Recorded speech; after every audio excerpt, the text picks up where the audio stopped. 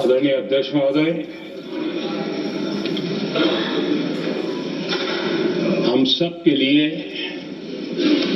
और सभी देशवासियों के लिए इतना ही नहीं, विश्व के लोकतंत्र प्रेमी नागरिकों के लिए भी हमारे लिए ये बहुत ही गौरव का पल है। बड़े गर्व के साथ लोकतंत्र के उत्सव को मनाने का यह अवसर है।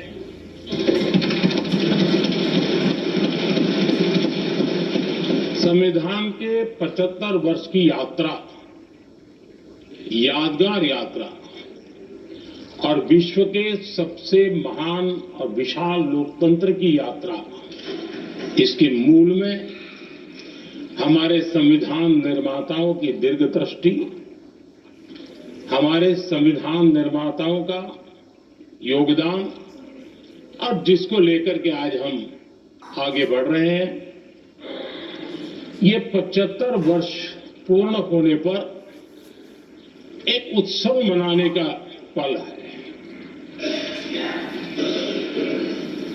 मेरे लिए खुशी की बात है कि संसद भी इस उत्सव में शामिल होकर के अपनी भावनाओं को प्रकट कर रही है। मैं सभी माननीय सांसदों का आभार व्यक्त करता हूं कि जिन्होंने इस उत्सव के अंदर हिस्सा लिया। मैं उन सबका अभिनंदन करता हूं। आदरणीय अध्यक्ष जी, 75 वर्ष की उपलब्धि साधारण नहीं है, असाधारण है। और जब देश आजाद हुआ और उस समय भारत के लिए जो जो संभावनाएं व्यक्त की गई थी, उन सभी संभावनाओं को निरस्त करते हुए, परास्त करते हुए भारत का संविधान हमें यहां तक ले आया है। और इसलिए इस महान उपलब्धि के लिए संविधान निर्माताओं के साथ साथ मैं देश के कोटि कोटि नागरिकों का आदरपूर्वक नमन करता हूं, जिन्होंने इस भावना को, इस नई व्यवस्था को जी करके दिखाया है। संविधान निर्माताओं की जो भावनाएं थी, उसको जीने में पिछले 75 साल भारत का नागरिक हर कसौटी पर खरा उतरा है। और इसलिए भारत का नागरिक सर्वाधिक अभिनंदन का अधिकारी है। आदरणीय सभापति जी, संविधान निर्माता इस बात में बहुत सजग थे। वो ये नहीं मानते थे कि भारत का जन्म 1947 में हुआ है। वो ये नहीं मानते थे कि भारत में लोकतंत्र 1950 से आ रहा है।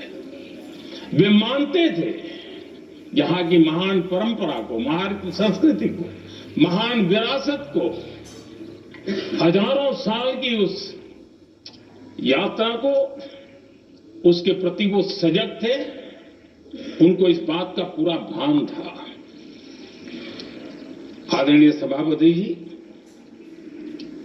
भारत का लोकतंत्र, भारत का गणतांत्रिक अतीत बहुत ही समृद्ध रहा है, विश्व के लिए प्रेरक रहा है। और तभी तो भारत आज मदर ऑफ डेमोक्रेसी के रूप में जाना जाता है। हम सिर्फ विशाल लोकतंत्र है इतना नहीं, हम लोकतंत्र की जननी है।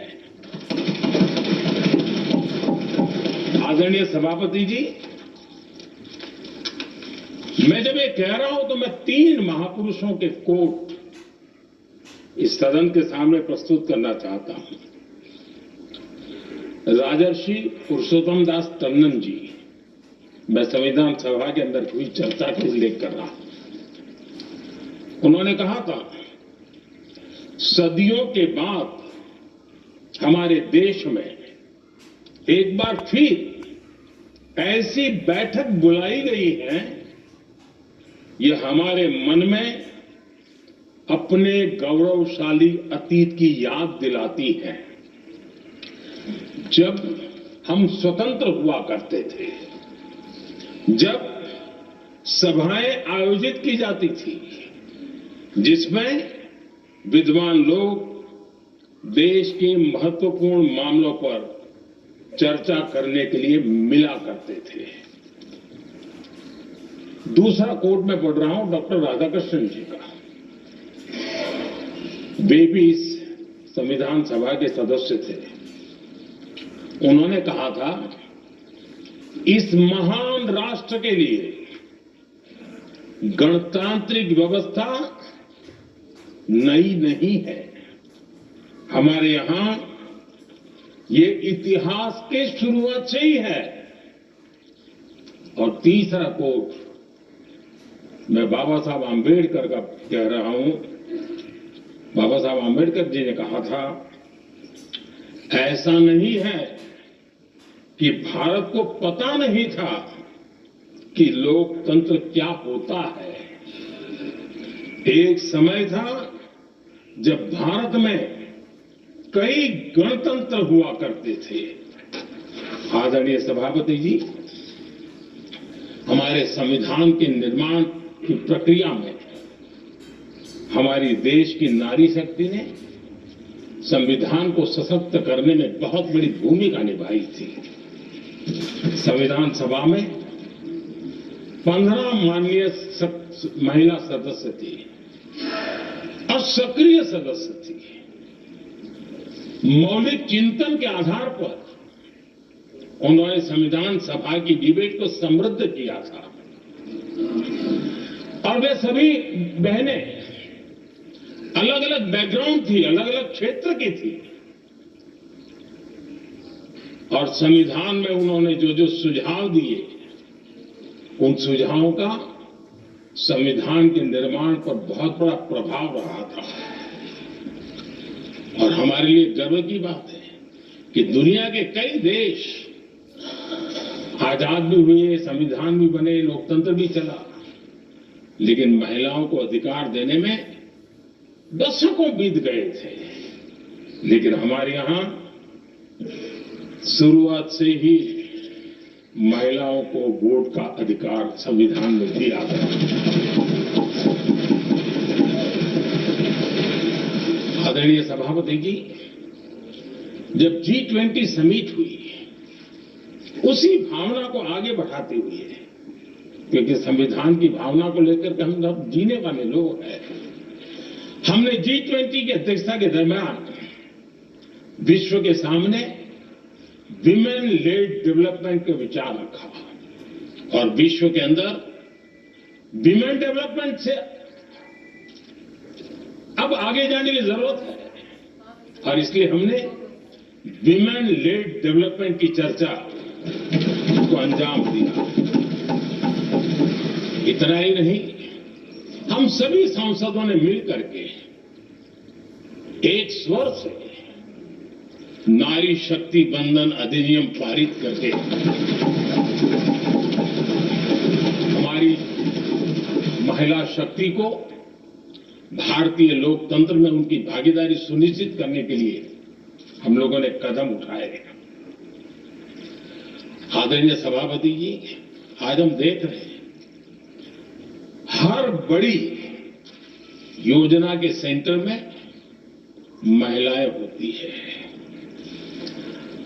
और ये जो संविधान के हम 75 वर्ष मना रहे हैं, ये संयोग है और अच्छा संयोग है कि भारत के राष्ट्रपति के पद पर एक आदिवासी महिला। ये हमारे संविधान की भावना की एक अभिव्यक्ति भी है।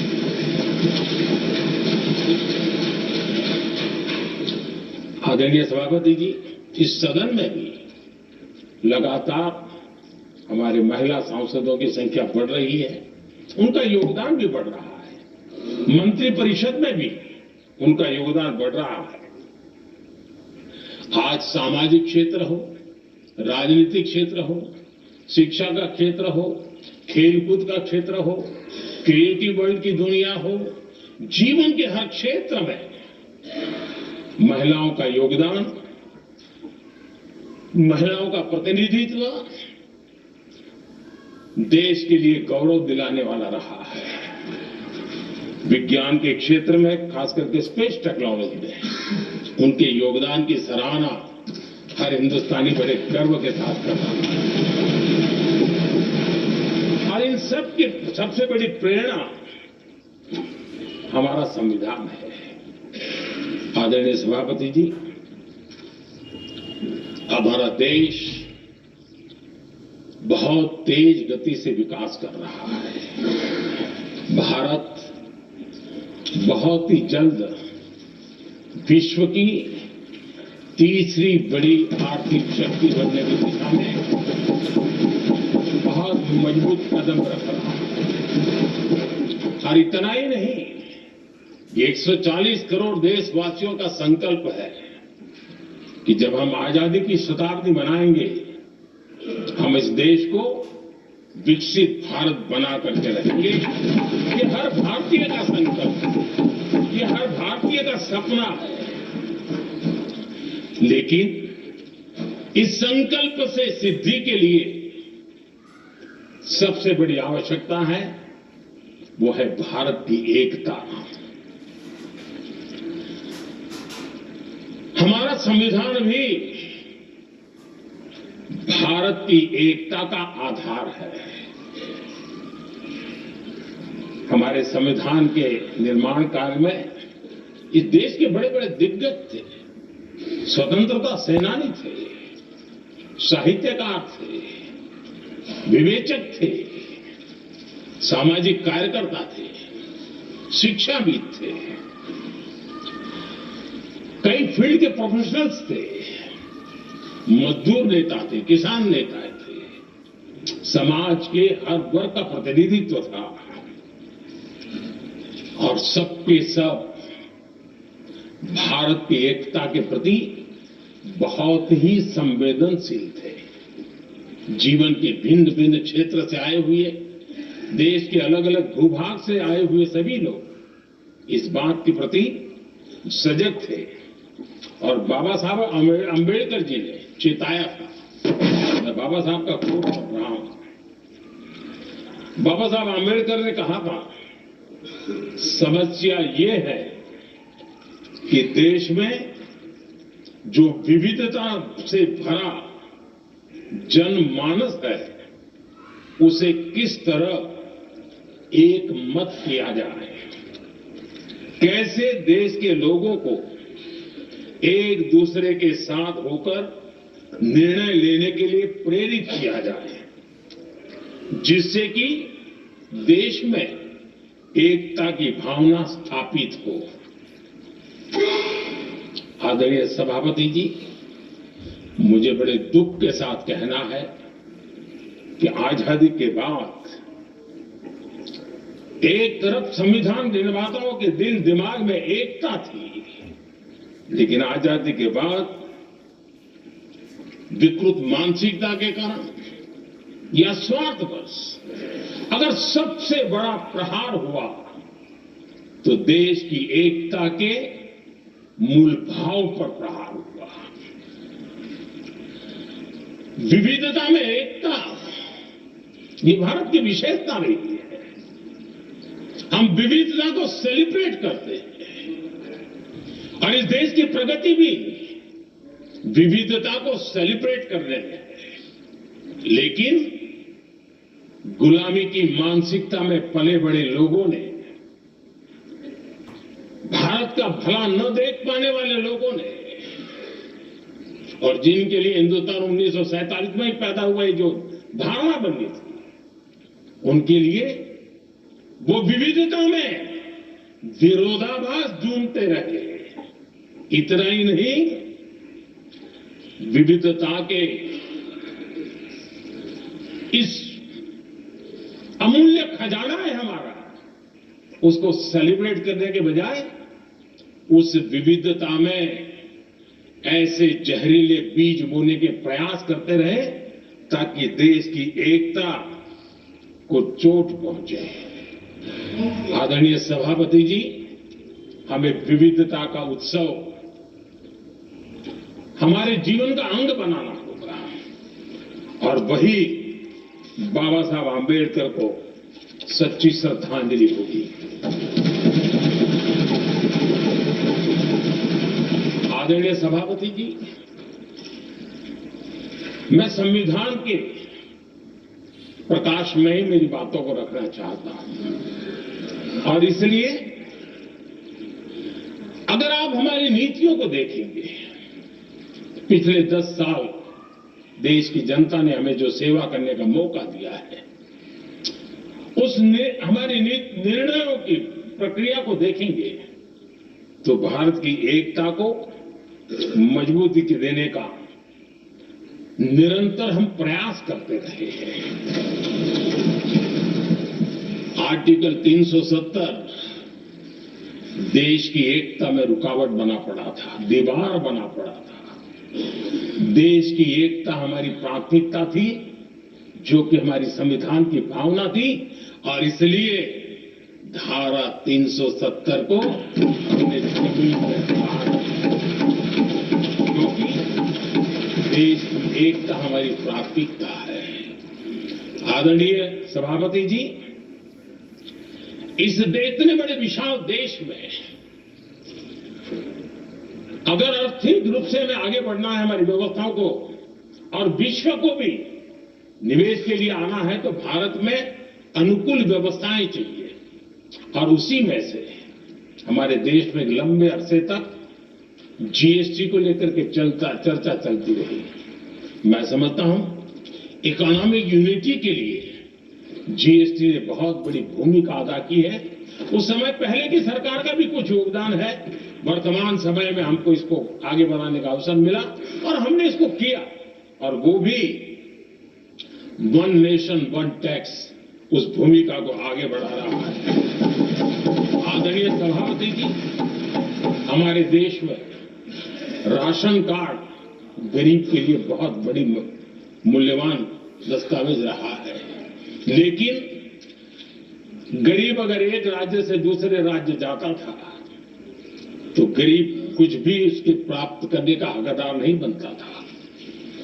इतना बड़ा देश पर उसका किसी भी कोने में जाए उसका उतना ही अधिकार है। एकता के उस भाव को मजबूत करने के लिए हमने one nation one ration card की बात को मजबूत किया। आदरणीय सभापति जी, देश के गरीब को, देश के सामान्य नागरिक को अगर मुफ्त में इलाज मिले तो गरीबी से लड़ने की उसकी ताकत अनेक गुना बढ़ जाती है। लेकिन उसके लिए जहां वो काम करता है वहां पर तो मिल जाए, लेकिन किसी काम बस वो बाहर गया है और वहां पर वो जीवन और मृत्यु की लड़ाई लड़ता हो, ऐसे समय अगर उसको सुविधा नहीं मिलेगी तो व्यवस्था किस काम की। और इसलिए देश की एकता के मंत्र को जीने वाले हम लोगों ने ये तय किया कि one nation one health card, और इसलिए हमने आयुष्मान भारत योजना बनाई। आज बिहार के दूर दराज क्षेत्र का व्यक्ति भी अगर पुणे में कुछ काम कर रहा है और अचानक बीमार हो गया तो उसके लिए आयुष्मान कार्ड होना बहुत इनफ है, इसकी सेवा मिल सकती है। आदरणीय सभापति जी, हम जानते हैं देश में कई बार ऐसा हुआ कि देश के एक हिस्से में बिजली थी लेकिन बिजली सप्लाई नहीं हो रही थी और उसके कारण दूसरे इलाके में अंधेरा था। और पिछली सरकार में हमने विश्व के अंदर भारत की बदनामी हेडलाइन से हुआ करती थी अंधेरे की, वो दिन हमने देखे हैं और तब जाकर के एकता के मंत्र को लेकर के संविधान की भावना को जीने वाले हम लोगों ने वन नेशन वन ग्रिड को परिपूर्ण कर दिया और इसलिए आज बिजली के प्रवाह को निर्विरोध रूप से हिंदुस्तान के हर कोने में ले जाया जा सकता है। आदरणीय सभापति जी, हमारे देश में इंफ्रास्ट्रक्चर में भी भेदभाव की बू आती रही है। हमने उसे मिटा करके देश की एकता को ध्यान में रखते हुए, एक संतुलित विकास को ध्यान में रखते हुए हमने उस भेदभाव, उस भावना को खत्म करके एकता को मजबूत किया। हमने नॉर्थ ईस्ट हो या जम्मू कश्मीर हो, हिमालय की गोद के इलाके हो या रेगिस्तान के सटे हुए इलाके हो, हमने पूरी तरह इंफ्रास्ट्रक्चर को एक सामर्थ्य देने का प्रयास किया है ताकि एकता के भाव को अभाव में से कारण कोई दूरी पैदा न हो, उसमें से बदलने का हमने काम किया। आदरणीय सभापति जी, युग बदल चुका है और हम नहीं चाहते कि डिजिटल के क्षेत्र में हैव्स एंड हैव्स नॉट की स्थिति बन जाए। देश के लिए समान रूप से, और इसलिए दुनिया के अंदर बड़े गर्व के साथ हम कहते हैं कि भारत का जो डिजिटल इंडिया की जो सक्सेस स्टोरी है, उसका एक कारण है हमने टेक्नोलॉजी को डेमोक्रेटाइज करने का प्रयास किया है और उसी का भाग है कि हमारे संविधान निर्माताओं ने हमें दिशा दिखाई है कि हमने ऑप्टिकल फाइबर हिंदुस्तान की हर पंचायतों तक ले जाने का प्रयास किया है ताकि भारत की एकता को मजबूती देने में हमें ताकत मिले। आदरणीय सभापति जी, हमारा संविधान की अपेक्षा है एकता की और इसी को ध्यान में रखते हुए हमने मातृभाषा के महात्म्य को स्वीकारा है। मातृभाषा को दबा करके हम देश के जनमानस को संस्कारित नहीं कर सकते और इसलिए हमने न्यू एजुकेशन पॉलिसी में भी मातृभाषा को बहुत बल दिया है और अब मेरे देश का गरीब का बच्चा भी मातृभाषा में डॉक्टर इंजीनियर बन सकता है, क्योंकि हमारा संविधान सबसे पीछे है, उनकी सबसे दरकार करने का हमें आदेश देता है। इतना ही नहीं, हमने क्लासिकल लैंग्वेज की दिशा में भी कई लैंग्वेजेज जो जिनका हक बनता था उनको हमने उस स्थान पर रख करके हमने उनका सम्मान किया था। देश भर में एक भारत श्रेष्ठ भारत का अभियान देश के एकता को मजबूत, नई पीढ़ी को वो संस्कारित करने का काम हमारी तरफ से चल रहा है। आदरणीय सभापति जी, काशी तमिल संगमम और तेलुगु काशी संगमम ये आज एक बहुत बड़ा इंस्टीट्यूशनलाइज हुआ है और समाज के निकटता को मजबूती देने का एक सांस्कृतिक प्रयास भी हमारा चलता रहा है, क्योंकि उसका कारण यही है कि संविधान की मूल धारा में भारत की एकता का महात्म्य स्वीकार किया गया है और उसको हमें बल देना चाहिए। आदरणीय सभापति जी, संविधान के आज 75 वर्ष हो रहे हैं, लेकिन हमारे यहां तो 25 वर्ष का भी महत्व होता है, 50 वर्ष का भी महत्व होता है, 60 साल का भी महत्व होता है। जरा हम इतिहास की तरफ नजर करें कि संविधान यात्रा के इन महत्वपूर्ण पड़ाव का क्या हुआ था। जब देश संविधान के 25 वर्ष पूरे कर रहा था, उसी समय हमारे देश में संविधान को नोच लिया गया, इमरजेंसी आपातकाल लाया गया।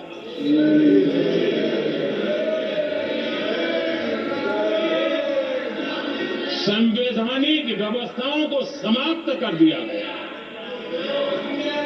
देश को जेल खाना बना दिया गया, नागरिकों के अधिकारों को लूट लिया गया, प्रेस की स्वतंत्रता को ताले लगा दिए गए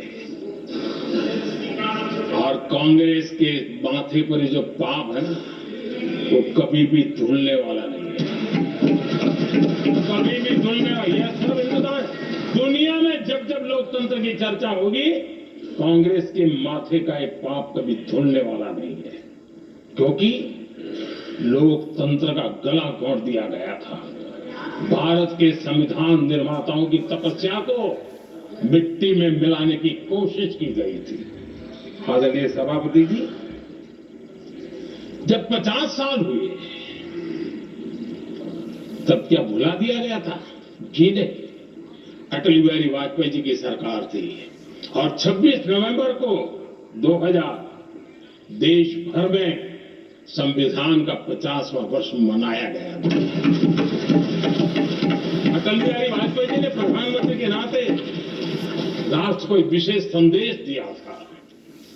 एकता, जनभागीदारी, साझेदारी, उसके महत्व पर बल देते हुए उन्होंने संविधान की भावना को जीने का प्रयास किया था, जनता को जगाने का भी प्रयास किया था। और अध्यक्ष जी, जब देश संविधान का 50 वर्ष मना रहा था और जब 50 वर्ष की पूर्णाहुति हुई तो ये मेरा भी सौभाग्य था कि मुझे भी संविधान की प्रक्रिया से मुख्यमंत्री बनने का अवसर मिल गया।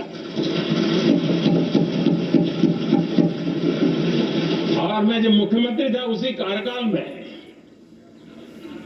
संविधान के 60 साल हुए और तब मैंने तय किया था मुख्यमंत्री के नाते कि हम गुजरात में संविधान के 60 साल मनाएंगे।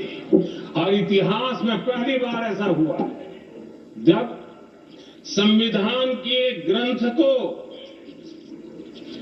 हाथी पर बनाई हुई अंबाड़ी में रखा गया, उस विशेष व्यवस्था में रखा गया। हाथी पर संविधान की यात्रा निकल, संविधान गौरव यात्रा निकाली गई और राज्य का मुख्यमंत्री उस संविधान के नीचे हाथी के बगल में पैदल चल रहा था और देश को संविधान का महात्मा समझाने का सांकेतिक प्रयास था। ये सौभाग्य भी मुझे प्राप्त हुआ था क्योंकि हमारे लिए संविधान का महत्व क्या है।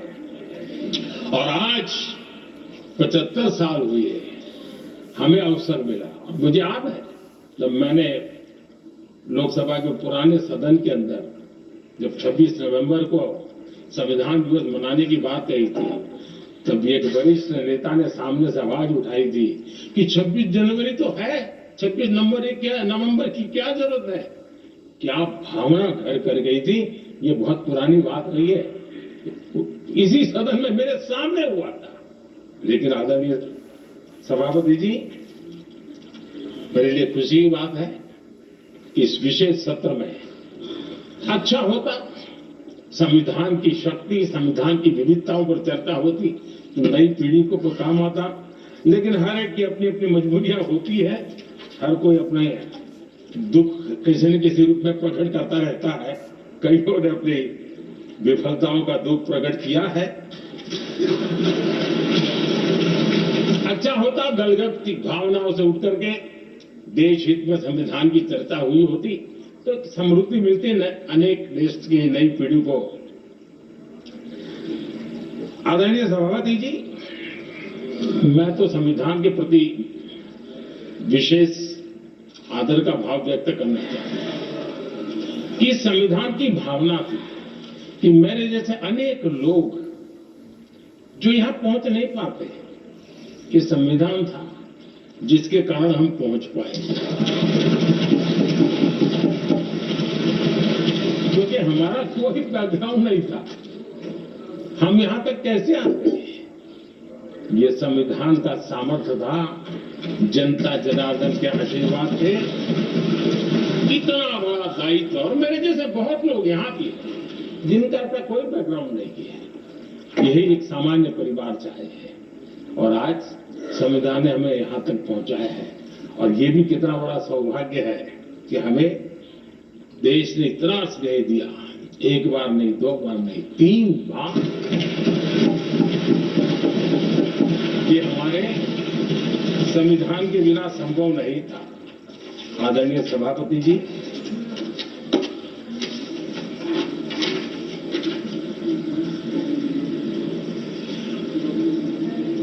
उतार चढ़ाव तो आए, कठिनाइयां भी आई, रुकावटें भी आई, लेकिन मैं फिर एक बार देश की जनता को नमन करता हूं कि देश की जनता पूरी ताकत के साथ संविधान के साथ खड़ी रही।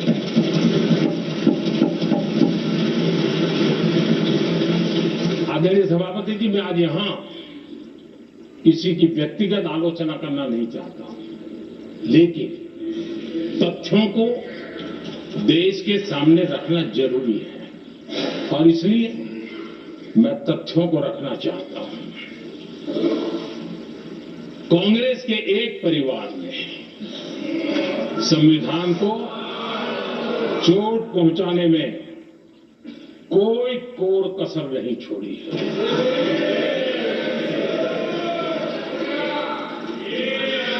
और मैं इसलिए एक परिवार का उल्लेख करता हूं कि 75 साल की हमारी यात्रा में 55 साल एक ही परिवार ने राज किया है। इसलिए देश को क्या क्या हुआ है ये जानने का अधिकार है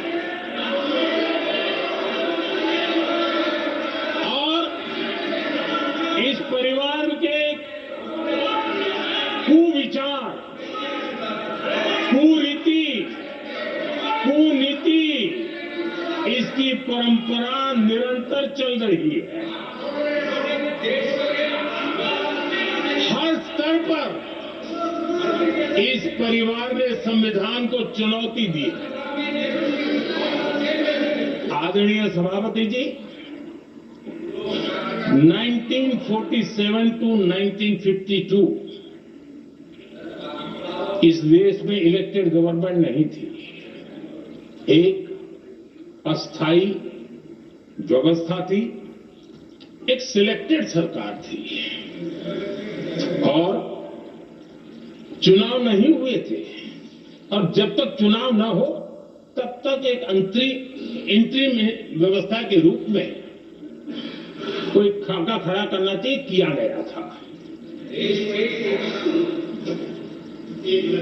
1952 के पहले राज्यसभा का भी गठन नहीं हुआ था, राज्यों में भी कोई चुनाव नहीं थे, जनता का कोई आदेश नहीं था। उसके बावजूद भी और अभी तो संविधान निर्माताओं ने इतना मंथन करके संविधान बनाया था।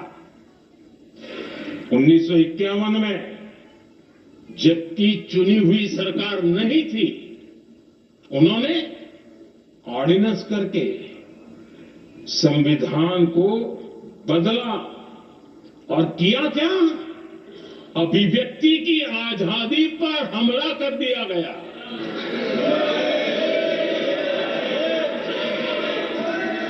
और ये संविधान निर्माताओं का भी अपमान था, क्योंकि ऐसी बातें कोई संविधान सभा में नहीं आई होगी, ऐसा नहीं है, लेकिन वहां उनकी चली नहीं। तो बाद में जैसे ही मौका मिला, उन्होंने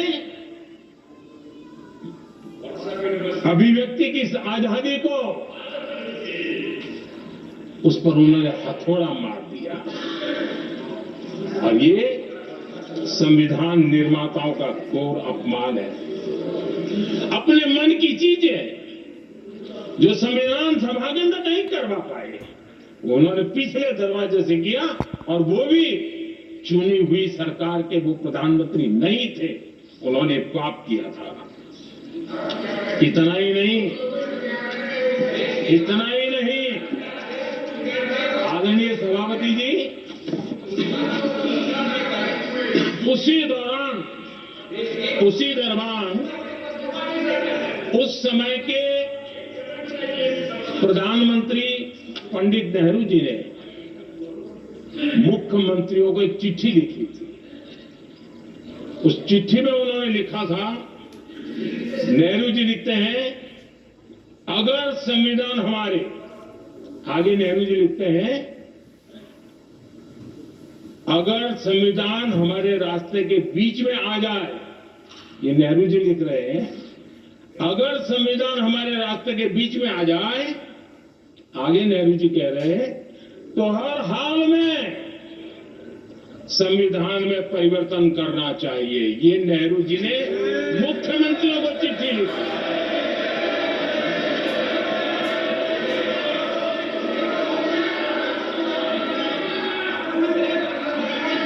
और आदरणीय सभापति जी, ये भी देखिए 1951 में ये पाप किया गया, लेकिन देश चुप नहीं था। उस समय राष्ट्रपति डॉक्टर राजेंद्र प्रसाद जी ने चेताया ये गलत हो रहा है। उस समय स्पीकर पद पर बैठे हुए हमारे स्पीकर महोदय ने भी पंडित जी को कहा गलत कर रहे हो। इतना ही नहीं, आचार्य कृपलानी जी, जयप्रकाश नारायण जैसे महान कांग्रेसी लोगों ने भी पंडित नेहरू ने कहा कि ये रोको, लेकिन पंडित जी का अपना संविधान चलता था और इसलिए उन्होंने इतने वरिष्ठ महानुभावों की सलाह मानी नहीं और उसे भी उन्होंने दरकिनार कर दिया। और आदरणीय सभापति जी, ये संविधान संशोधन करने का ऐसा खून कांग्रेस के मुंह लग गया कि समय समय पर वो संविधान का शिकार करती रही। ये खून मुंह पे लग गया।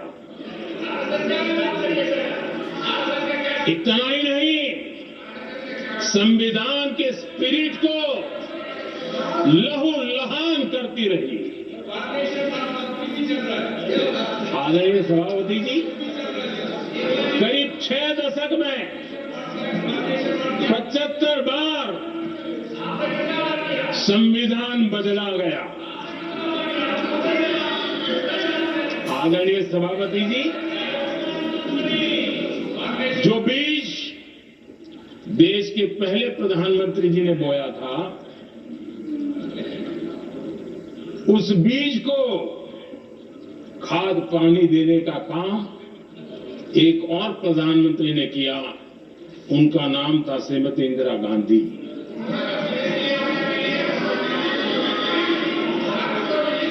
जो पाप पहले प्रधानमंत्री करके गए और जो खून लग गया था 1971 में, सुप्रीम कोर्ट का एक फैसला आया था। उस सुप्रीम कोर्ट के फैसले को संविधान बदल करके पलट दिया गया और 71 में ये संविधान संशोधन किया गया था। और क्या था, उन्होंने हमारे देश की अदालत के पंख काट दिए थे और यहां पर तो किया था कि संसद संविधान के किसी भी आर्टिकल में जो मर्जी पड़े वो कर सकती है और अदालत उसकी तरफ देख भी नहीं सकती है।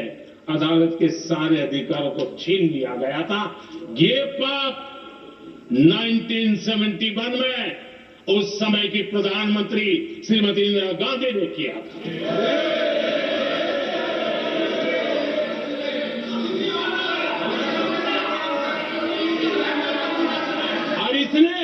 इस परिवर्तन ने इंदिरा जी की सरकार को मौलिक अधिकारों को छीनने का और न्यायपालिका पर नियंत्रण करने का अधिकार दिया, सक्षम बना दिया था। आदरणीय सभापति जी,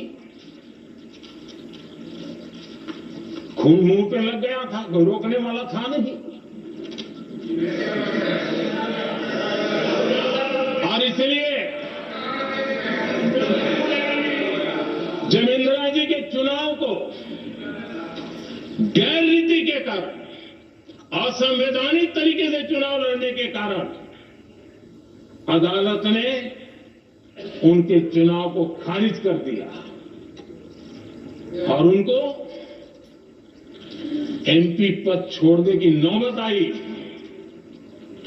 तो उन्होंने गुस्से में आकर के देश पर इमरजेंसी थोप दी, आपातकाल लगा दिया अपनी कुर्सी बचाने के लिए।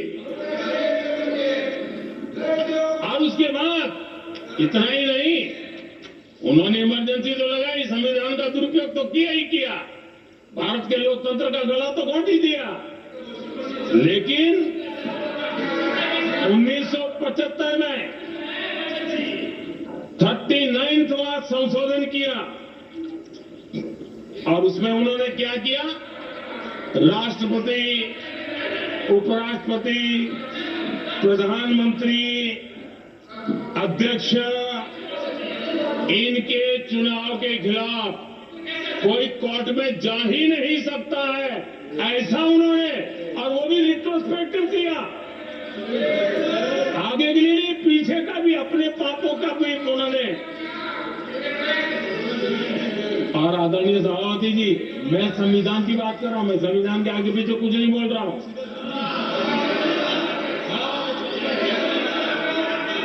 आदरणीय सभापति जी,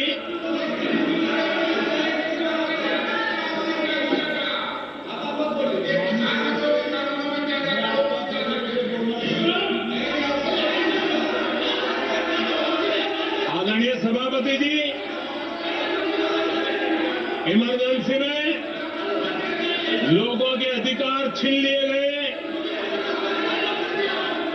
देश के हजारों लोगों को जेलों में ठूस दिया गया, न्यायपालिका का गला घोंट दिया गया, अखबारों की स्वतंत्रता पर ताले लगा दिए गए। इतना ही नहीं, कमिटेड जुडिशरी, इस विचार को उन्होंने पूरी ताकत दी। और इतना ही नहीं, जिस जस्टिस एच.आर. खन्ना ने उनके चुनाव में उनको खिलाफ जो जजमेंट दिया था, वो इतना गुस्सा भरा था कि जब जस्टिस एच.आर. खन्ना, जो सीनियरिटी के आधार पर सुप्रीम कोर्ट के चीफ जस्टिस बनने थे, जिन्होंने संविधान के सम्मान करते हुए उस स्पिरिट से इंदिरा जी को सजा दी थी, उन्होंने मुख्य न्यायाधीश नहीं बनने दिया। ये संविधान वाला लोकतांत्रिक प्रक्रिया नहीं।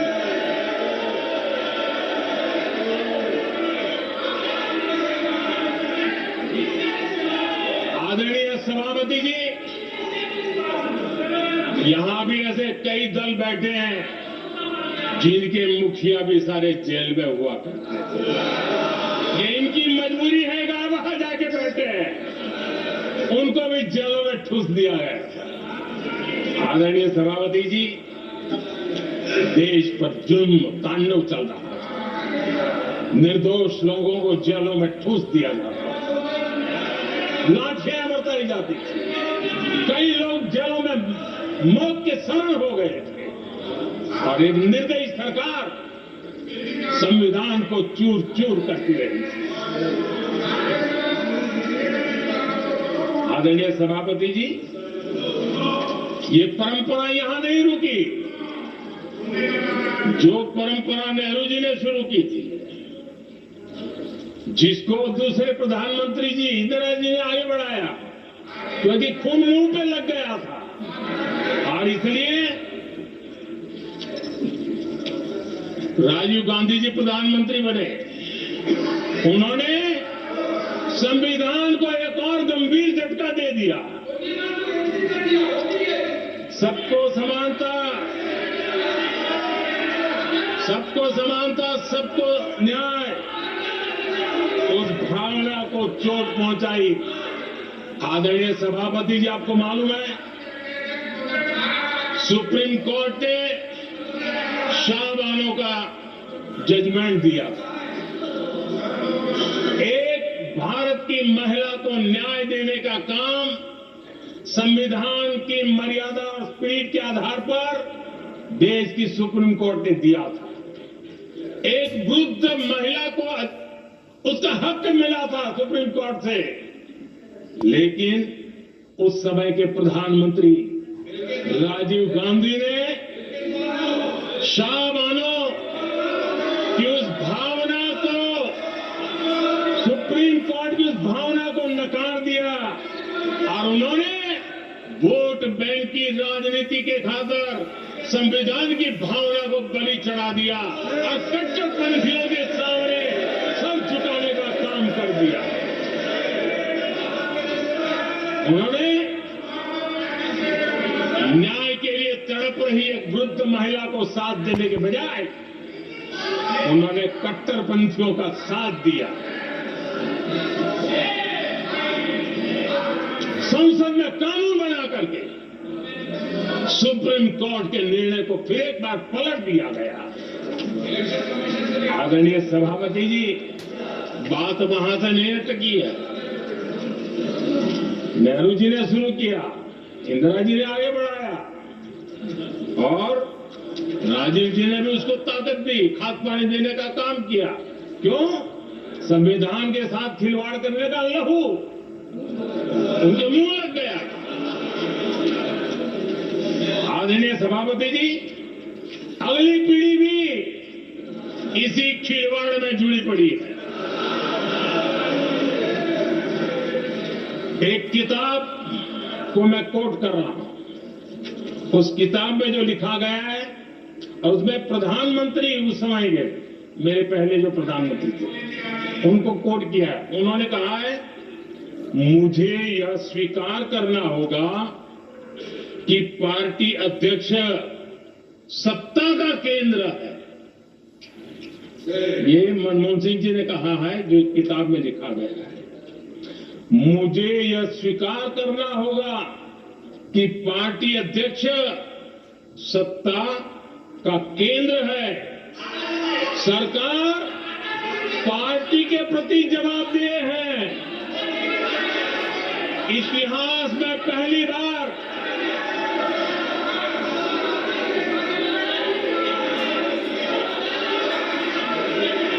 आदरणीय सभापति जी नहीं, आप सदन इतिहास में पहली बार ये तरीका बिल्कुल ठीक नहीं है। सदन के नेता बोल रहे हैं, आपको मर्यादा रखनी चाहिए। ऐसे सदन नहीं चलेगा इस तरीके से, गलत तरीका आपका ये। माननीय प्रधानमंत्री जी, आदरणीय सभापति जी, इतिहास में पहली बार संविधान को ऐसी गहरी चोट पहुंचा दी गई। संविधान निर्माताओं ने चुनी हुई सरकार और चुने हुए प्रधानमंत्री की कल्पना तक ही हमारा संविधान था, लेकिन इन्होंने तो प्रधानमंत्री के ऊपर एक गैर संवैधानिक, और जिसने कोई शपथ भी नहीं लिया था, नेशनल एडवाइजरी काउंसिल पीएमओ के भी ऊपर बैठा दिया। पीएमओ के ऊपर अघोषित दर्जा दे दिया गया।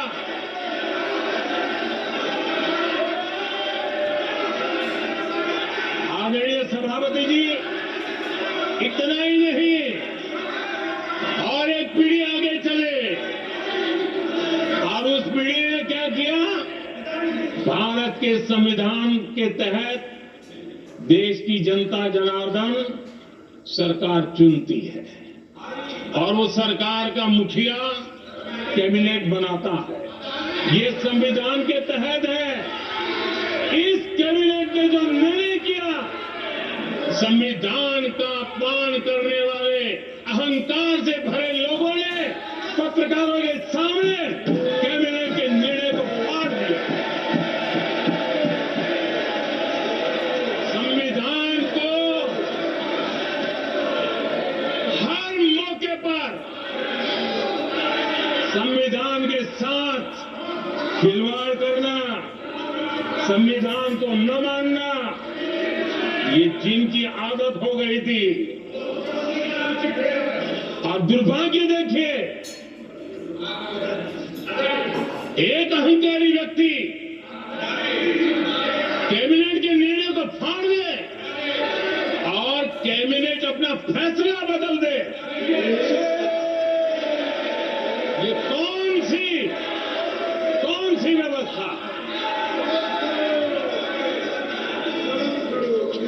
आदरणीय सभापति जी,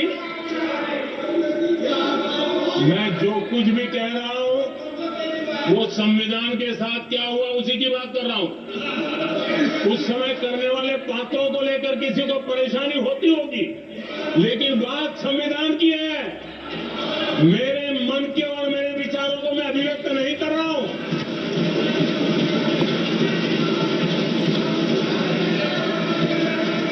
आदरणीय सभापति जी, कांग्रेस ने निरंतर संविधान की अवमानना की, संविधान के महत्व को कम किया। कांग्रेस इसके अनेक उदाहरणों से भरा पड़ा हुआ है। संविधान के साथ धोखेबाजी कैसे करते थे, संवैधानिक संस्थाओं को कैसे नहीं मानते थे, इस देश में बहुत कम लोगों को मालूम होगा।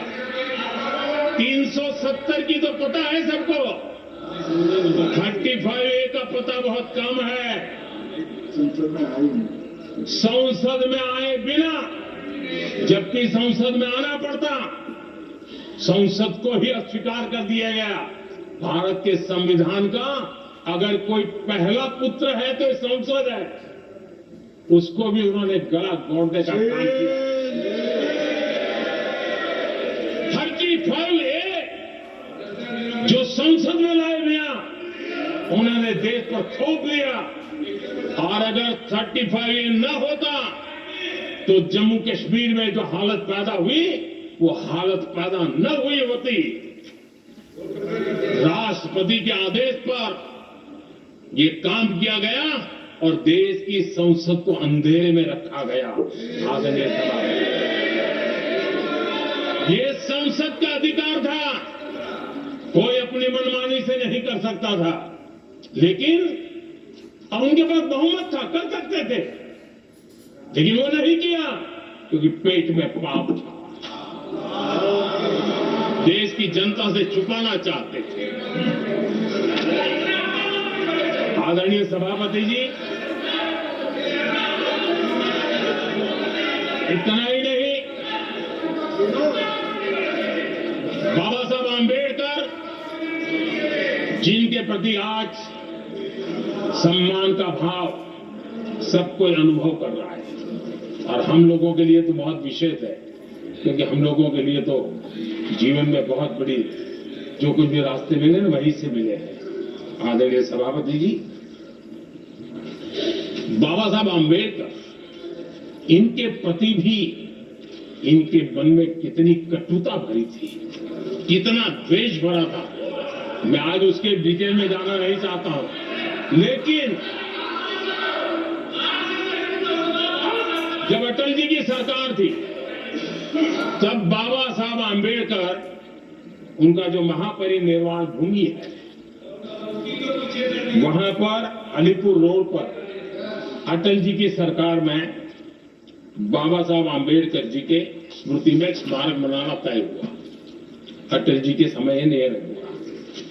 दुर्भाग्य देखिए, 10 वर्ष यूपीए की सरकार रही, उसने इस काम को नहीं किया, न होने दिया। बाबा साहब आंबेडकर का जब हमारी सरकार आई, बाबा साहब आंबेडकर के प्रति हमारा श्रद्धा होने के कारण हमने अलीपुर रोड पर बाबा साहब मेमोरियल बनाया और उसका काम किया। आदरणीय सभापति जी, दिल्ली में जब बाबा साहब आंबेडकर के 1992 में, उस समय चंद्रशेखर जी कुछ समय थे, तब एक निर्णय किया गया था, आंबेडकर इंटरनेशनल सेंटर, यही जनपद के पास 40 साल तक वो कागज पे ही पड़ा रहा, नहीं किया गया। और तब जाकर के 2015 में हमारी सरकार आई और हमने आकर के इस काम को पूरा किया। बाबा साहब को भारत रत्न देने का काम भी जब कांग्रेस सत्ता से बाहर गई तब संभव हुआ। इतना ही नहीं, आदरणीय सभापति जी, बाबा साहब आम्बेडकर के 125 साल तो अपने पूरी दुनिया में बनाए थे, विश्व के 120 देशों में बनाने का काम किया था। लेकिन जब बाबा साहब आम्बेडकर की शताब्दी थी, तब अकेली बीजेपी की सरकार थी मध्य प्रदेश में।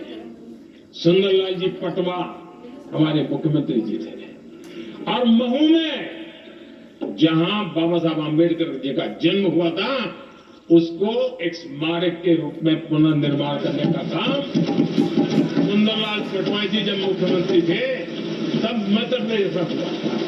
शताब्दी के समय भी उनके साथ यही किया गया था। आदरणीय सभापति जी,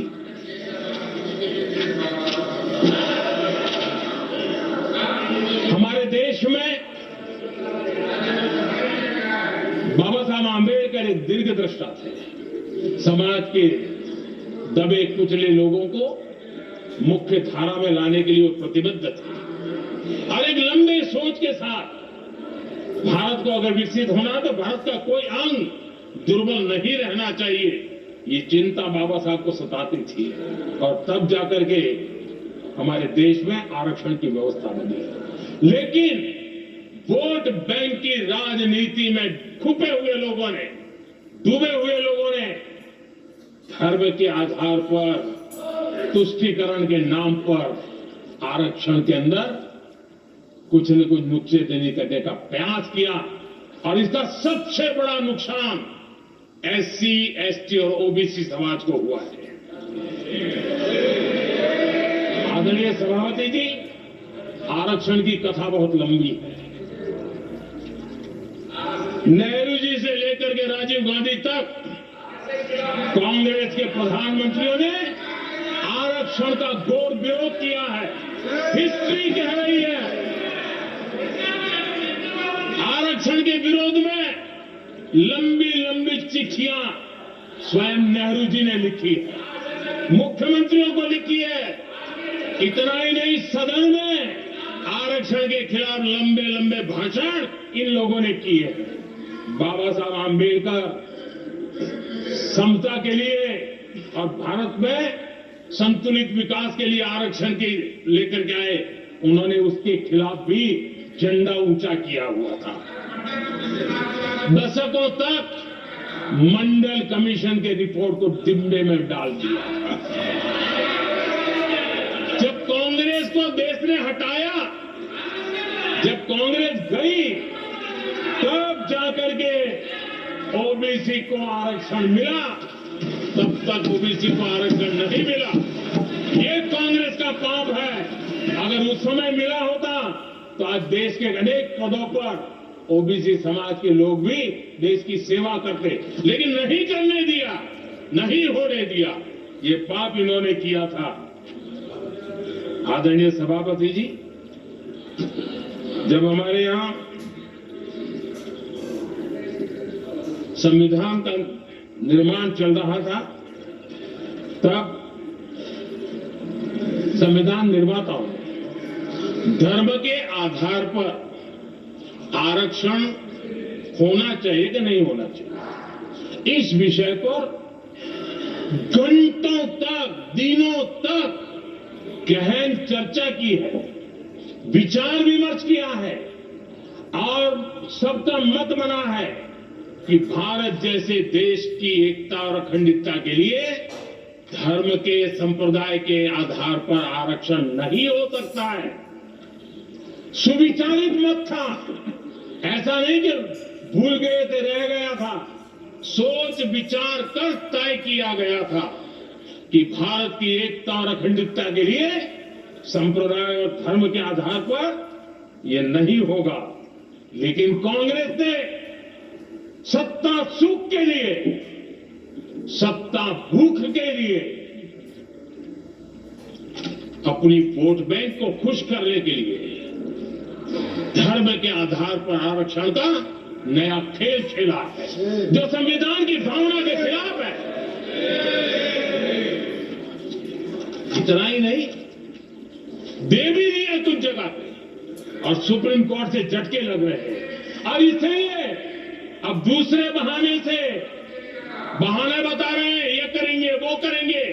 मन में साफ है, धर्म के आधार पर आरक्षण देना चाहते हैं, इसलिए खेल खेले जा रहे हैं। संविधान निर्माताओं के भावनाओं पर गहरी चोट करने का यह निर्लज्ज प्रयास है।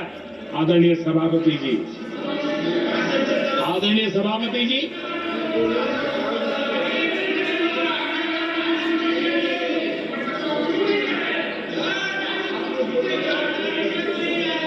आदरणीय सभापति जी, एक गलत और विषय, ये तरीका ठीक नहीं। आपके नेता ने बोला, आपने बोला दोबारा बात मत करो। जिसकी भी मैं चर्चा करना चाहता हूं, और वो ज्वलंत विषय समान नागरिक संहिता, यूनिफॉर्म सिविल कोड। ये विषय भी संविधान सभा के ध्यान बाहर नहीं था। संविधान सभा ने यूनिफॉर्म सिविल कोड को लेकर के लंबी चर्चा की, गहन चर्चा की, और उन्होंने बहस के बाद निर्णय किया कि अच्छा होगा कि जो भी सरकार चुन करके आए वो उसका निर्णय करे और देश में यूनिफॉर्म सिविल कोड लागू करे। ये संविधान सभा का आदेश था। और बाबा साहब आंबेडकर ने कहा था, जो लोग संविधान को समझते नहीं है, देश को समझते नहीं है, सत्ता भूख सेवा कुछ पड़ा नहीं है, उनको पता नहीं है बाबा साहब ने क्या कहा था। बाबा साहब ने कहा था, धार्मिक आधार पर बने, ये मैं बाबा साहब की बात कर रहा हूं, इतना वीडियो कट करके घुमाना मत। आदरणीय सभापति जी, बाबा साहब ने कहा था, धार्मिक आधार पर बने पर्सनल लॉ को खत्म करने की बाबा साहब ने जोरदार वकालत की थी। उस समय के सदस्य के.एम. मुंशी जी ने कहा था, समान नागरिक संहिता को राष्ट्र की एकता और आधुनिकता के लिए अनिवार्य बताया था। कमा मुंशी जी ने। सुप्रीम कोर्ट ने भी कई बार कहा है कि देश में यूनिफॉर्म सिविल कोड जल्द से जल्द लाना चाहिए। सरकारों को आदेश दिए हैं सुप्रीम कोर्ट ने, और उसी संविधान की भावना को ध्यान में रखते हुए, संविधान निर्माताओं की भावना को ध्यान में रखते हुए, हम पूरी ताकत से लगे हुए हैं सेक्युलर सिविल कोड की। और आज कांग्रेस के लोग संविधान निर्माताओं की भावना का भी, सुप्रीम कोर्ट की भावना का भी अनादर कर रहे हैं, क्योंकि उनकी राजनीति को सूट नहीं करता है। उनके लिए संविधान वो पवित्र ग्रंथ नहीं है, उनके लिए एक हथियार है राजनीति का। खेल खेलने का हथियार बना दिया, लोगों को डराने के लिए संविधान को हथियार बनाया जाता है। आदरणीय सभापति जी, और ये कांग्रेस पार्टी, उनको तो संविधान शब्द भी उनके मुंह में शोभा नहीं देता है। इसलिए जो अपनी पार्टी के संविधान को नहीं मानते हैं, जिन्होंने अपनी पार्टी के संविधान को कभी स्वीकार नहीं किया है, क्योंकि संविधान को स्वीकार करने के लिए लोकतांत्रिक स्पिरिट लगता है, जो जिनकी रगों में नहीं है। सत्तावाद और परिवारवाद भरा पड़ा है। अब आप देखिए जो कैसी शुरुआती कितनी गड़बड़ हुई है। मैं कांग्रेस की बात कर रहा हूं। 12 कांग्रेस की प्रदेश की कमेटियों ने, 12 प्रदेश कमेटियों ने सरदार पटेल के नाम पर सहमति दी थी। नेहरू जी के साथ एक भी कमेटी नहीं दी, नॉट अ सिंगल। संविधान के तहत सरदार साहब ही देश के प्रधानमंत्री बनते हैं, लेकिन लोकतंत्र में श्रद्धा नहीं, खुद के संविधान पर विश्वास नहीं, खुद के ही संविधान को स्वीकारना नहीं, और सरदार साहब देश के प्रधानमंत्री नहीं बन सके और ये बैठ गए। जो लोग अपनी पार्टी के संविधान को, जो लोग अपनी पार्टी के संविधान को नहीं मानते,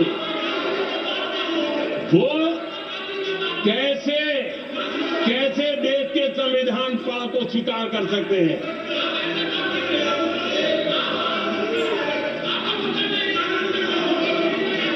आदरणीय सभापति जी, जो लोग संविधान में लोगों के नाम ढूंढते रहते हैं, मैं जरा बताना चाहता हूं, कांग्रेस पार्टी के एक अध्यक्ष हुआ करते थे और वो अति पिछड़े समाज से आते थे। अति पिछड़े, पिछड़े भी नहीं, अति पिछड़े समाज से आते हुए उनके अध्यक्ष श्रीमान सीताराम केसरी जी, कैसा अपमान किया गया। कहते हैं बाथरूम में बंद कर दिया गया, उठा करके फुटपाथ पर फेंक दिया गया। अपनी पार्टी के संविधान में ऐसा कभी नहीं लिखा गया, लेकिन अपनी पार्टी के संविधान को न मानना, लोकतंत्र की प्रक्रिया को न मानना और पूरी कांग्रेस पार्टी पर एक परिवार ने कब्जा कर लिया, लोकतंत्र को नकार दिया। आदरणीय सभापति जी,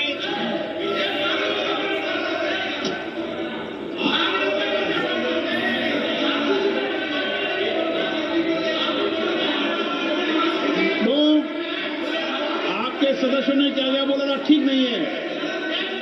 आप जब सदन के नेता बोल रहे हैं तो सदन की मर्यादा को रखो। आदरणीय सभापति जी, बनाओ। संविधान के साथ खिलवाड़ करना, संविधान के स्पिरिट को तहस नहस करना, ये कांग्रेस की रगों में रहा है। हमारे लिए संविधान, उसकी पवित्रता, उसकी शुचिता हमारे लिए सर्वोपरि है और ये शब्दों में नहीं है। जब जब हमें कसौटी पर कसा गया है, हम तप करके निकले हुए लोग हैं। मैं उदाहरण देना चाहता हूं, 1996 में सबसे बड़े दल के रूप में भारतीय जनता पार्टी जीत करके आई, सबसे बड़ा दल था और राष्ट्रपति जी ने संविधान की भावना तहत सबसे बड़े दल को प्रधानमंत्री के शपथ के लिए बुलाया और 13 दिन सरकार चली। अगर हमें संविधान के स्पिरिट के प्रति हमारा भावना न होती तो हम भी ये बांटो, वो बांटो, ये दे दो, वो दे दो, इसको डिप्टी पीएम बना दो, इसको ठिकाना बना दो, हम भी सत्ता सुख भोग सकते थे। लेकिन अटल जी ने सौदेबाजी का रास्ता नहीं चुना, संविधान के सम्मान का रास्ता चुना और 13 दिन के बाद इस्तीफा देना स्वीकार कर दिया। ये ऊंचाई है हमारी लोकतंत्र की। इतना ही नहीं, 1998 में एनडीए की सरकार थी, सरकार चल रही थी, लेकिन कुछ लोगों को हम नहीं तो कोई नहीं, ये जो एक परिवार का खेल चला है, अटल जी की सरकार को अस्थिर करने के लिए खेल चले गए। वोट हुआ, खरीद फरोख्त तब भी हो सकती थी, बाजार में माल तब भी बिकता था, लेकिन संविधान संविधान की भावना के प्रति समर्पित अटल बिहारी वाजपेयी जी की सरकार ने एक वोट से हारना पसंद किया, इस्तीफा दिया, लेकिन असंवैधानिक कोई कृत्य नहीं किया।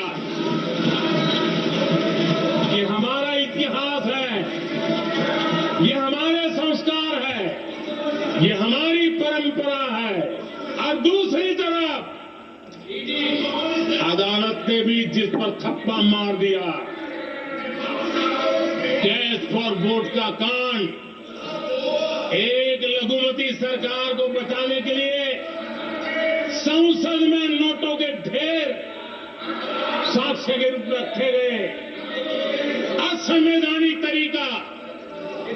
सरकार बचाने के लिए भारत के लोकतंत्र की भावना को बाजार बना दिया गया, वोट खरीदे गए। आदरणीय सभापति जी, 90 के दशक में कई सांसदों को रिश्वत देने का पाप, ये संविधान की भावना थी कि 140 करोड़ वासियों के मन में जो लोकतंत्र पनपा है, उस लोकतंत्र के साथ ये खिलवाड़। कांग्रेस के लिए सत्ता सुख, सत्ता की भूख, यही एकमात्र कांग्रेस का इतिहास है, कांग्रेस का वर्तमान है। आदरणीय सभापति जी, 2014 के बाद एनडीए को सेवा का मौका मिला, संविधान और लोकतंत्र को मजबूती मिली। ये पुरानी जो बीमारियों थी, उस बीमारी से मुक्ति का हमने एक अभियान चलाया। बीते 10 साल यहां से पूछा गया, हमने भी संविधान संशोधन किए। जी हां, हमने भी संविधान संशोधन किए हैं, देश की एकता के लिए, देश की अखंडता के लिए, देश के उज्जवल भविष्य के लिए और संविधान की भावना के प्रति पूर्ण समर्पण के साथ किए हैं। हमने संविधान संशोधन किया, क्यों किया? इस देश का ओबीसी समाज तीन दशक से ओबीसी कमीशन को संवैधानिक दर्जा देने के लिए मांग कर रहा है। मान के लिए उसको संवैधानिक दर्जा देने के लिए हमने संविधान संशोधन किया है। हमें गर्व है ये करने का। समाज के दबे कुचले लोगों को उनके साथ खड़े होना, कि हम अपना कर्तव्य मानते हैं, इसलिए संविधान संशोधन किया। आदरणीय सभापति जी, इस देश में एक बहुत बड़ा वर्ग था, वो किसी भी जाति में क्यों न जन्मा हो, लेकिन गरीबी के कारण अवसरों को वो पा नहीं सकता था, आगे बढ़ नहीं सकता था, और इसलिए उसने असंतोष की ज्वाला भड़क रही थी और सबकी मांग रहती थी, कोई निर्णय नहीं करता था। हमने संविधान संशोधन किया, सामान्य जन के गरीब परिवार के 10% आरक्षण का किया, और ये पहला आरक्षण का संशोधन था। देश में कोई विरोध का स्वर नहीं उठा, हर किसी ने प्यार से उसको स्वीकार किया। संसद ने भी सहमति के साथ पारित किया, क्योंकि समाज की एकता की उसमें ताकत पड़ी थी, संविधान की भावनाओं का भाव पड़ा था, सबने सहयोग किया था, तब जाकर के हुआ था। आदरणीय सभापति जी, जी हां, हमने भी संविधान में संशोधन किए हैं, लेकिन हमने संविधान में संशोधन किया महिलाओं को शक्ति देने के लिए। संसद और विधानसभा में, और संसद का पुराना भवन गवाह है, जब देश महिलाओं को आरक्षण देने के लिए आगे बढ़ रहा था और कानून बिल पेश हो रहा था, तब उन्हीं का एक साथी दल वेल में आता है, कागज छीन लेता है, फाड़ देता है और सदन स्थगित हो जाता है और 40 साल तक विषय लटका रहता है। और वो आज उनके मार्गदर्शक है, जिन्होंने देश की महिलाओं के साथ अन्याय किया, वो उनके मार्गदर्शक है।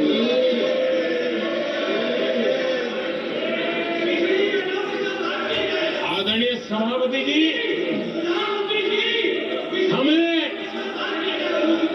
हमने संविधान संशोधन किया, हमने देश की एकता के लिए किया।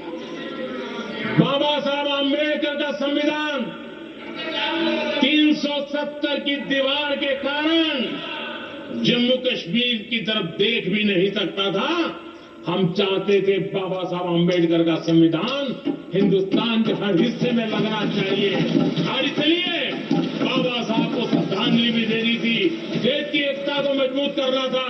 हमने संविधान संशोधन किया, डंके की चोट पर किया और 370 को हटाया और भारत की सुप्रीम कोर्ट ने भी अब तो उसको मोहर लगा दी है। आदरणीय सभापति जी, हमने 370 का हटाने की संशोधन किया। हमने ऐसे कानून भी बनाए। जब देश का विभाजन हुआ, महात्मा गांधी समेत देश के वरिष्ठ नेताओं ने सार्वजनिक रूप से कहा था कि पड़ोस के जो हमारे देश है, जहां जो माइनॉरिटीज है, वो जब भी संकट में आएगी तो उनकी चिंता ये देश करेगा। गांधी जी ने का वचन था, जो उनके नाम पर सत्ता पर चढ़ जाते थे उन्होंने तो पूरा नहीं किया। हमने सीए ला करके उसको पूरा किया।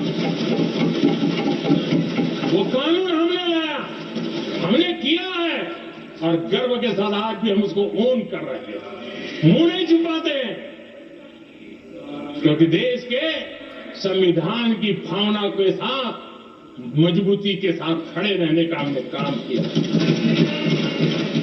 आदरणीय सभापति जी, हमने जो संविधान संशोधन किए हैं वो पुरानी गलतियों को ठीक करने के लिए किए और हमने एक उज्जवल भविष्य का रास्ता मजबूत करने के लिए किए हैं और समय बताएगा, समय की कसौटी पर हम खरे उतरेंगे, क्योंकि सत्ता स्वार्थ के लिए किया गया पाप नहीं है, हमने देश हित में किया हुआ पुण्य है।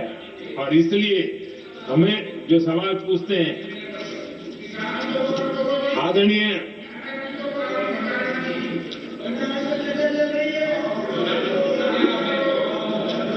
सभापति जी, यहां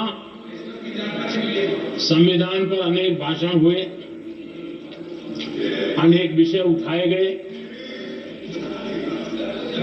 हर एक की अपनी मजबूरियां होगी, राजनीति कुछ न कुछ करने के लिए कुछ करते होंगे, लेकिन आदरणीय सभापति जी, हमारा संविधान सबसे ज्यादा जिस बात को लेकर के संवेदनशील रहा है वो है भारत के लोग, वी द पीपल, भारत के नागरिक।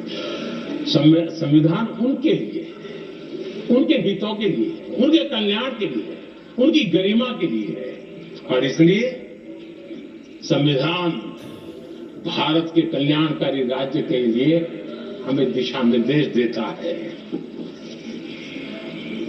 और कल्याणकारी राज्य का मतलब है जहां नागरिकों को भी गरिमा प्राप्त हो, उनको गरिमामय जीवन की गारंटी मिलनी चाहिए।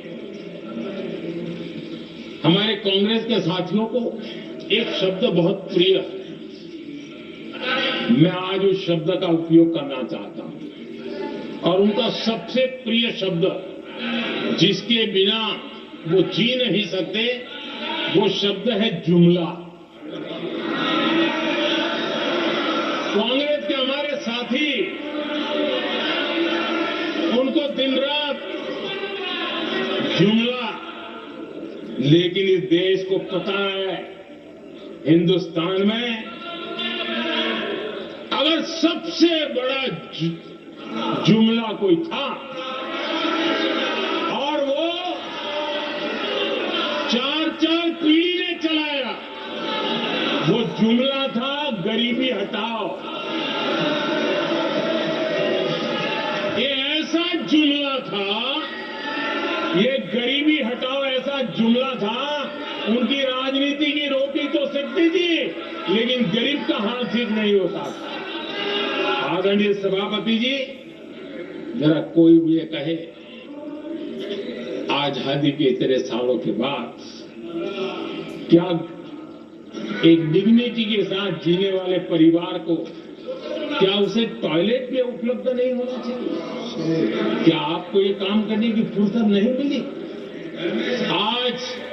आज देश में टॉयलेट बनाने के अभियान को, जो गरीबों के लिए एक सपना था, उसकी डिग्निटी के लिए हमने इस काम को हाथ में लिया और हमने जी जान से उसे जुटे हैं।